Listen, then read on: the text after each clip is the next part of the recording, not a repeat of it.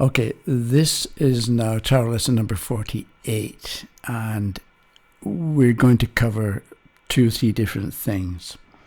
The Five of Cups, the Justice card, and reading for yourself, as well as upright and reversed cards. So it begins with somebody had asked the question, how does my friend feel about me? And got the Five of Cups reversed and didn't know what to do with it, didn't know what it meant, and asked the friend, who also couldn't make sense of it. And the questioner in the email that I got wanted to know about how do you deal with upright and reverse, how do you deal with reversed cards anyway. So this is what I want to look at first. So the first point, I think, is the question was, how does my friend feel about me? Which seems to be like a good kind of question, except that we have to remember there's a horoscope. And the horoscope has 12 houses, each house representing a different area of life. The self, what you care about, your values, how you communicate, the home conditions, children of the mind and body, sickness and service, other people, your death and regeneration, your philosophy of life, your business, your friends, your hopes and aspirations, and your karma. So when the question seems to be straightforward, how does my friend feel about me? But the thing is, how can you answer that when you don't know what area you're asking about? Because somebody can like you, but when things are going badly, they don't like how you handle a difficult situation. Or maybe you're okay most of the time, but it's when things go bad that's when they really like you, because they really admire the way you handle difficulties. So the question was, how does my friend feel about me? And it seems like a good question and a good thing to ask, but I don't think it is, partly because when you get the answer and you come up with an answer, or when you get the card and you come up with an answer, do you trust your answer? Do you trust yourself? Or do you think, if it's let's say you ask about you and your future and you get the Sun upright, do you think, well, it's really going to be really good, but I don't really believe that? Or do you think, well, it looks as if it's going to be good, but maybe I'm fooling myself? So when you ask for yourself, it's so easy for doubt to enter as well. And so I'm thinking, don't ask questions that are really important for you, and ask for a card to give you the answer. I don't know quite how I would deal with that question, but we'll come back to it, I think, though probably not today. So one thing you can do with a card, let's say we want to know, how does my friend feel about me? And we get the Five of Cups reversed. You can say to yourself, am I happy to see this card or not? And if you're happy to see it, let's say the Five of Cups upright, then you explain why you're happy. And in explaining why you're happy to see that card, or let's get why you're happy to see the Sun card, for instance, right? You're happy because you have good times together, you're optimistic, you're positive, you enjoy each other's company, and so on. So by explaining why you're glad to see that card in the answer to your question, you're going to be able to give an answer to the question. Whereas if the card is upright, or reversed rather, and you say, are you happy to see it? Well, kind of happy because it's a Sun, but it's upside down. And in explaining why you're kind of happy but not totally happy, you're going to give an answer. So with this one, is the questioner happy to see the Five of Cups reversed? Probably, it looks like no, because you don't know what it means, and that can be the answer. So maybe your friend isn't sure about how they feel about you all the time, or in a consistent kind of a way. But if we look at the card itself, because it was reversed, maybe we look at the card upright and then we add a but at the end of the sentence. So we describe what's going on. We've got somebody here seeing what's wrong. It's upside down, seeing what's wrong, but they're not doing anything about it. Or they're not changing their point of view to see something good in the situation. Or if you notice this bridge in the distance, they're looking at what's wrong, but they're not moving towards a different situation. And that can be, so by explaining why you don't like the card or why you're not happy about the card being there, you'll be able to answer the question. Because I was trying to think while I was speaking there of an example where you might be glad to see the Five of Cups reversed. So maybe the question is my ex-husband or ex-wife going to suffer? And you get the Five of Cups reversed. Yes, they're going to suffer, and that makes you happy. You know, that you can, it's not always going to be a straightforward answer. So I think with personal questions, be very careful about what you ask, or understand that I think the more precise the personal question is, the more chance you've got of being able to figure out what it means. Remembering the horoscope, all these different areas of life. Which area of life are you talking about, or are you interested in? Then if it's upright, describe it, then put a but at the end if it's reversed. Or are you happy to see the card, or are you not? Then you've got a way of understanding what's going on. So, on the other hand, somebody may want to know, how does my friend feel about me?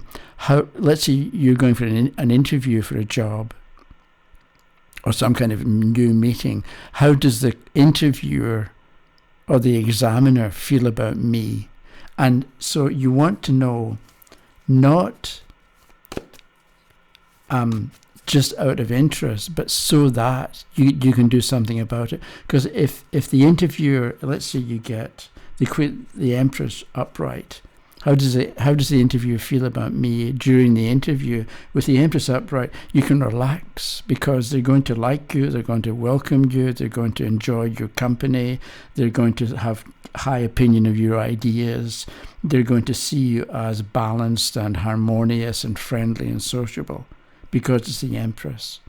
Whereas, how do they feel about me? And you get the Empress reversed. They like you because it's a major trump, but it's upside down. So be a bit more friendly. So you're looking at the card to know what, not just is it going to be good or bad, but how do you maybe counteract or deal with potential difficulties shown by the card. So with the Empress reversed, be more forthcoming, be more optimistic, be more friendly, be more sociable.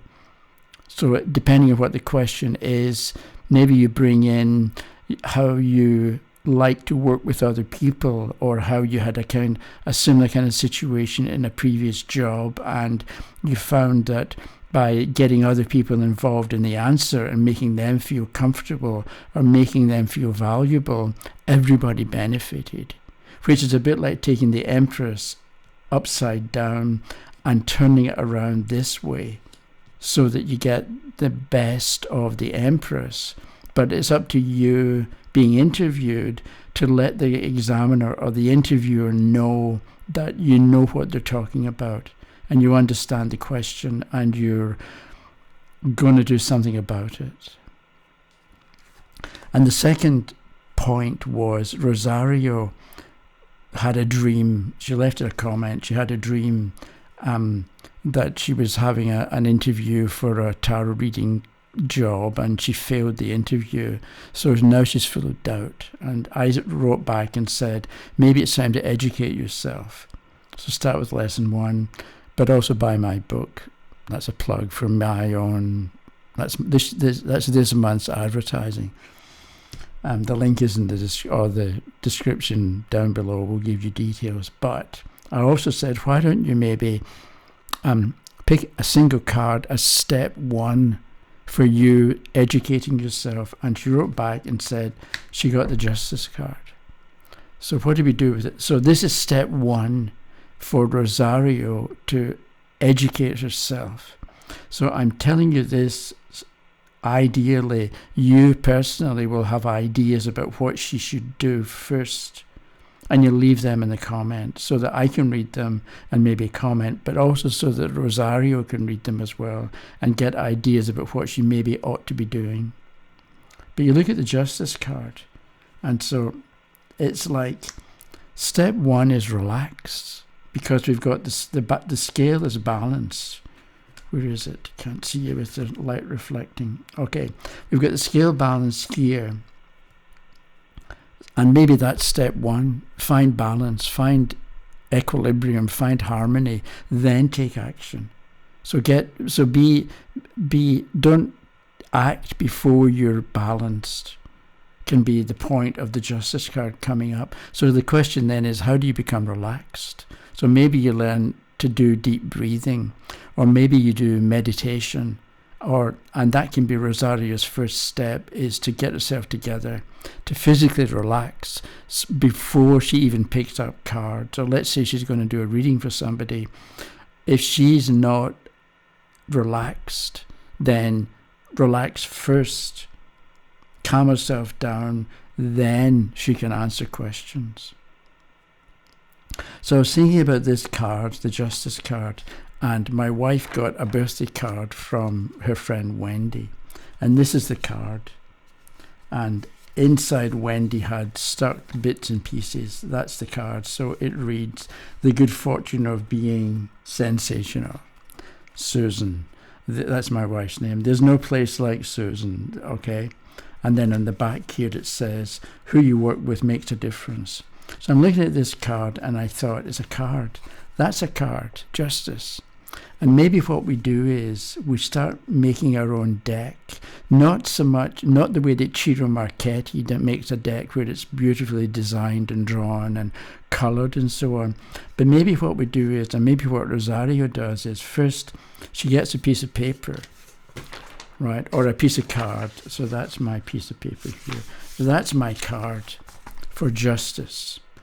Okay, so, and maybe I write the word Justice on the card, and I'm going to, as I notice things, or as I come across conversations or quotes or newspaper articles or magazine articles that involve the Justice card in some way, I cut it out and I stick it on the inside of the card, maybe the same way that Wendy took points from a magazine and stuck it to the card, and then we've got this person here. So maybe you try that for a deck where you've got Justice. And then maybe you could, for instance, go on Google and get an image of Justice, Justice is often shown blindfold. So this rider deck Justice card doesn't have a blindfold. And the idea of being a blindfold Justice is that Justice is not taken in by appearances. Doesn't matter what you look like. It's the facts, or it's the events that are important, not somebody's socioeconomic status. So everybody's equal before the law. And maybe that, so then if you're designing your own card or putting it together, maybe you put, you cut out an image of Justice with a blindfold, and then you're thinking about, okay, what is a blindfold? What's the difference between Justice having a blindfold and Justice not having a blindfold? What's important about that? And maybe you realize that with the Justice card here in the rider deck, there's no blindfold. That means that Justice has to have morality. So you need a strong moral sense if you're going to come up with a right decision or a correct interpretation of the law. So you can be trusted to not be taken in by appearance, and maybe that's what the lesson number or step number 1 for Rosario is: learn to look below the surface, or learn not to be distracted by what appears to be going on, but look below the surface for what's really going on. Okay, so I think that's all I had to say for the moment. So let me stop. And today is, I can't remember. Today's Tuesday, so Wednesday, Thursday, Fridays. No, is it? Sorry about this confusion. It'll be 5 days from now. So I'm going to post this on Tuesday. So Tuesday, Wednesday, Thursday, Friday, Saturday. I'll be back on Saturday. All going well. About 9 o'clock Eastern time, I'll upload to YouTube. Thanks for watching, and have a good day. Okay, bye-bye.